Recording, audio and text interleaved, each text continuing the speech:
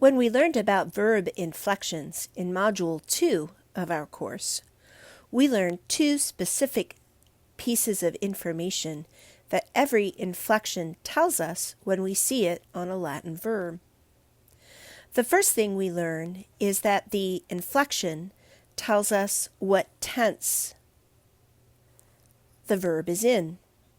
When we see the letters O or M, S, T, MUS, TIS, or NT on the end of a verb, we know that verb is in the present tense. We also were made aware of the fact that these endings tell us something about the subject. Sometimes they tell us what the specific subject of the sentence is, and sometimes they tell us what type of noun, singular or plural, or one noun or two nouns is going to be the subject. Let's recall which of the endings tells us what pieces of information. Here is the verb to give with the ending MUS. When I see the MUS, I have to start the translation with we, because that's its subject, and I must translate the verb to give in the present tense.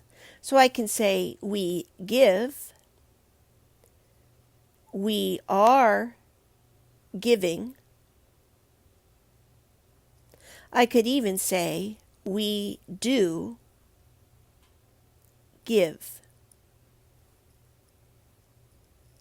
Here's the verb give again, and this time it's simply ending with the letter O, which means that the subject is I.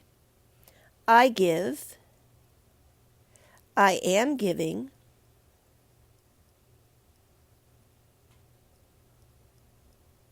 or I do give. Each of those is a way to translate the present tense.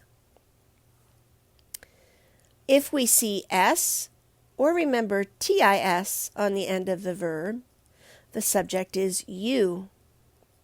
So each of these verbs could be translated you give, you are giving,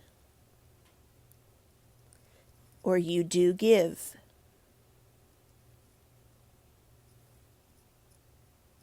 Now, if my verb is dot, I could translate this with no noun associated with it as he, she, or it gives, is giving, or does give.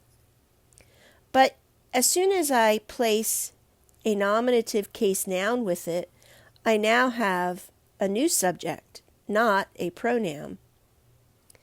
And so I would translate this phrase, the queen gives, the queen is giving, or the queen does give. If I see the letters NT on the verb,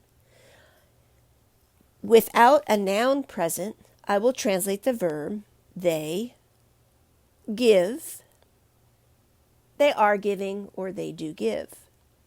But if I have a noun or nouns present in the sentence, then I will use those as the subject. For example,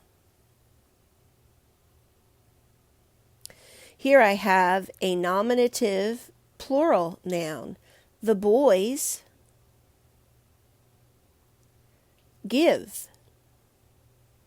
Notice I'm not using the they anymore, but I need the NT because I'm talking about boys, which is a they. I could also have two singular nouns, like the boy and the girl give. I'm still using NT because if I were to replace the boy and the girl with a pronoun, the subject I would use to replace it would be they. So this would be the boy and the girl give, the boy and the girl are giving, the boy and the girl do give.